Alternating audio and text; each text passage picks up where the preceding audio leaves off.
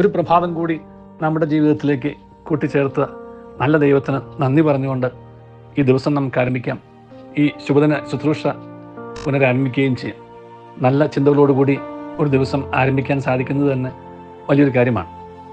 അപ്രകാരമുള്ള നല്ല ചിന്തകൾ അടിത്തറയായിട്ട് നമ്മുടെ ജീവിതത്തെ മുന്നോട്ട് നയിക്കുമ്പോൾ ജീവിതത്തിന് പുതിയൊരു മാനം കൈവരും. ഒരുപാട് വേദനിപ്പിക്കുന്ന വാർത്തകളാണ് ഇന്നലെ മുതൽ നമ്മൾ കേട്ടുകൊണ്ടിരിക്കുന്നതും കണ്ടുകൊണ്ടിരിക്കുന്നതും. മനുഷ്യജീവിതത്തിൻ്റെ നിസ്സാരതയും നിരർത്ഥകതയും ഒക്കെ നമ്മെ ബോധ്യപ്പെടുത്തുന്നു. ഒരിക്കൽ കൂടി നമ്മെ മനുഷ്യജീവിതത്തിൻ്റെ അർത്ഥത്തെക്കുറിച്ച് ചിന്തിക്കാനായിട്ട് പ്രേരിപ്പിക്കുകയും ചെയ്യും.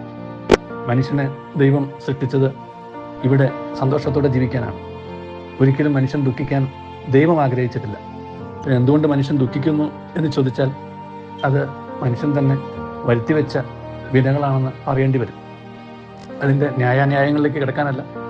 എന്നിരുന്നാലും ഈ ഒരു അവസരത്തിൽ നമുക്ക് ചിന്തിക്കാവുന്ന 2-3 കൊച്ചു കാര്യങ്ങൾ എൻ്റെ മനസ്സിൽ പോയത് പങ്കുവയ്ക്കാമെന്ന് വിചാരിച്ചു.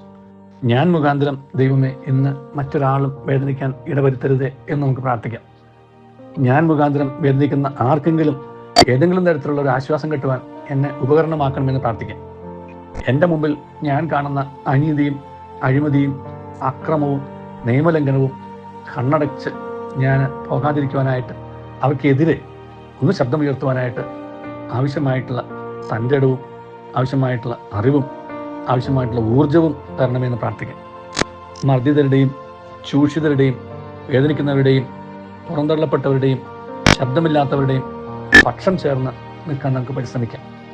നമ്മുടെ സഹതാപം എന്നുള്ളത് വെറും ഒരു കണ്ണുനീർ കണം മാത്രമായിട്ട് അവശേഷിക്കാതെ അവരുടെ പക്ഷം ചേർന്ന് നിൽക്കുവാനും അവരെ ഒന്ന് സമുദ്ധരിക്കുവാനും തക്കവണ്ണമുള്ള ഏതെങ്കിലും തരത്തിലുള്ള ഒരു കൈത്താങ്ങ് ആകുവാൻ നമുക്ക് സാധിച്ചാൽ അതിന് നാം തയ്യാറാവണം എന്ന് നമുക്ക് തീരുമാനിക്കാം.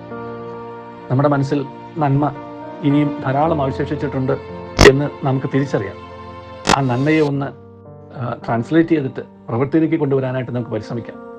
ഇപ്രകാരമുള്ള ദുരന്തങ്ങളുടെ പിന്നിലെല്ലാം കാരണങ്ങൾ ഉണ്ട്, മനുഷ്യനിർമ്മിതമായ കാരണങ്ങളുണ്ടെന്നുള്ള തിരിച്ചറിവോടുകൂടി ഞാനായിട്ട് ദൈവമേ ഈ ഭൂമുഖത്ത് ഒരാളും ഒരു തരത്തിലും വേദനിക്കാൻ ഇടവരാത്തവണ്ണം എൻ്റെ ജീവിതത്തെ ഞാൻ നിയമാനുസൃതമായി കൊണ്ടു നടക്കുമെന്നും ഞാൻ എൻ്റെയോ നിയമലംഘനം മൂലം വേറൊരാൾക്ക് വേദനയോ ഒരിക്കലും ഉണ്ടാവില്ല എന്നും നമുക്കൊരു പ്രതിജ്ഞ എടുക്കാം. അങ്ങനെയുള്ള കൊച്ചു പ്രതിജ്ഞകളിലൂടെ ജീവിതത്തെ നന്നായിട്ട് കൊണ്ടുനടക്കാൻ നമുക്ക് പരിശ്രമിക്കാം. ആഡംബരങ്ങളും ആർഭാടങ്ങളും ഒഴിവാക്കാനായിട്ടുള്ള ഒരു വിളി കൂടിയാണ് ഇപ്രകാരമുള്ള വാർത്തകൾ എന്ന് നമുക്ക് തിരിച്ചറിയാം.